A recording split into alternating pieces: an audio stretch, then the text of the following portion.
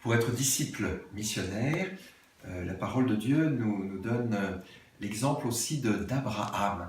D'Abraham qui pense qu'il est stérile, qui est convaincu qu'il n'aura pas d'enfant. Puis voilà que Dieu le fait sortir de sa tente et puis lui montre toutes les étoiles dans la nuit.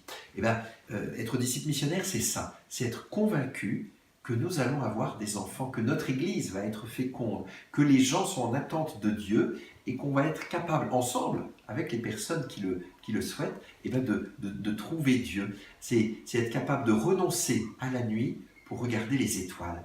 Et ça, c'est un vrai acte de foi que nous avons beaucoup de peine à poser vraiment. Je me souviens d'une dame qui me disait « Vous savez, dans mon immeuble, personne d'autre n'est croyant en dehors de moi. » Et puis en redescendant, j'ai regardé les noms, et ben, je me suis rendu compte qu'il y avait un prêtre qui habitait le même immeuble. Je pense qu'il était croyant. Donc, vous voyez, on a l'impression que personne n'est croyant, et en réalité, si on est capable si on a la foi, la conviction que Dieu travaille le cœur de l'autre, c'est ça, avoir la foi, l'espérance et la charité, et ben on va découvrir, comme pour Abraham, il y a une multitude d'enfants qui nous attend.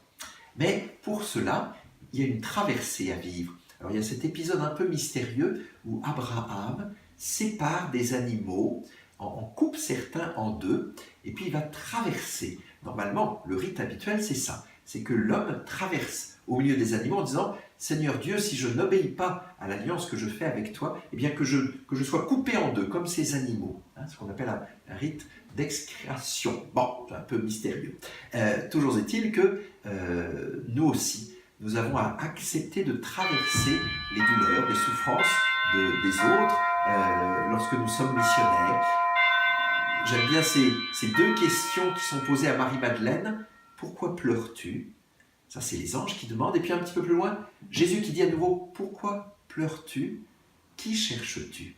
Eh bien, être missionnaire, c'est d'abord permettre aux gens d'exprimer leur souffrance. Tant qu'ils n'ont pas exprimé leur souffrance par rapport à leur famille, parfois leur souffrance même par rapport à l'Église, parfois par rapport à Dieu, ils ont besoin de dire ça. Et nous, forcément, ça va nous traverser, on va avoir l'impression d'être un peu déchiré en deux. Parfois, ça va s'exprimer de façon négative, parfois, ça va s'exprimer de façon agressive, parfois sous forme de chagrin. Il faut qu'on se laisse traverser par cette douleur-là, en sachant que, comme dans le récit de la Genèse, finalement, ce n'est pas nous qui traversons la souffrance, c'est ce feu, et ce feu représente Dieu, c'est Dieu qui traverse la souffrance. C'est Dieu qui, en Jésus, se donne sur la croix, et c'est lui qui va prendre la souffrance. Alors, surtout, n'ayons pas peur de la souffrance, ni de la nôtre, si on se fait un peu rembarrer, ni de celle de ceux qui ont besoin de se confier, même s'ils sont durs ou agressifs dans leurs propos. N'ayons pas peur de cette souffrance, c'est Dieu qui la traverse, c'est Dieu qui l'assume, c'est Dieu qui la transforme.